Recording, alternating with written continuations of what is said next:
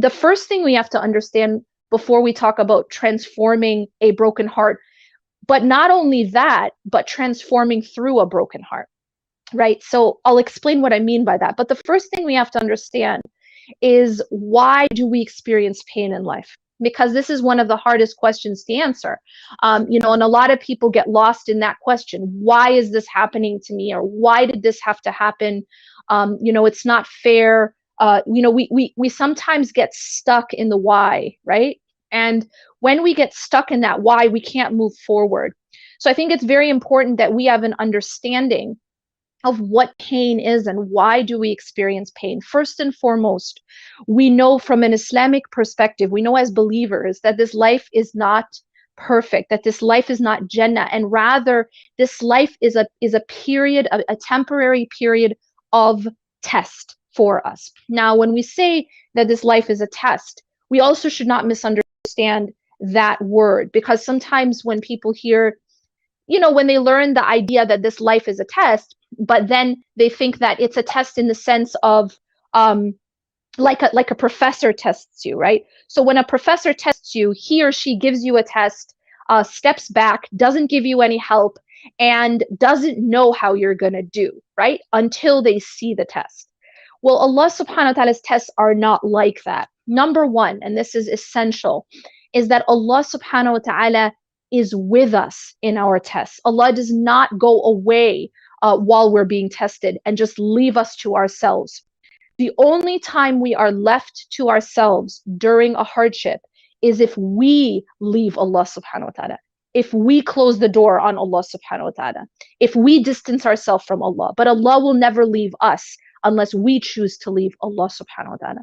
So the first sort of unlearning that we have to do when understanding the idea of a test is that Allah doesn't leave you in your test just for you to depend on yourself, and then He steps back and sees what you're going to do. Rather, Allah subhanahu wa ta'ala is with us in that test. And without the help of Allah subhanahu wa ta'ala, absolutely no one could ever pass this test. Nobody could be successful without the help of Allah subhanahu wa ta'ala. So the first mistake, when we're dealing with a broken heart, when we're dealing with pain, is that we depend on ourselves. This is the first mistake that people make. Even very religious people, even very spiritual people, even very practicing people will sometimes misunderstand the idea of being tested and think that they have to depend on themselves.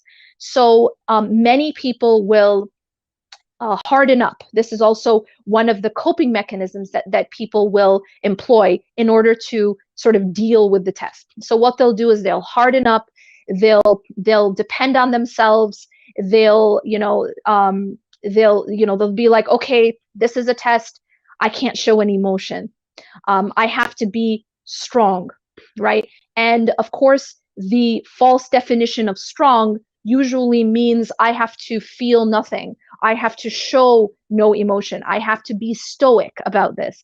Otherwise, I'm not being patient. So these are all concepts I cover more in depth in the course. But the idea here is that one of the biggest mistakes that we make, and one of the main reasons why we actually cause further suffering to ourselves, is that we depend on ourselves when we are going through our difficulties. We think that Allah is testing me, and therefore I need to depend on myself. I need to harden up. There's this idea of sabr being equated with a hardness, right? That I don't cry, I don't show sadness, I don't show emotion. These are all false concepts of sabr. And so to understand that actually, number one, Allah is with us in our hardship, that the test itself, we are not left to ourselves unless we leave Allah subhanahu wa ta'ala.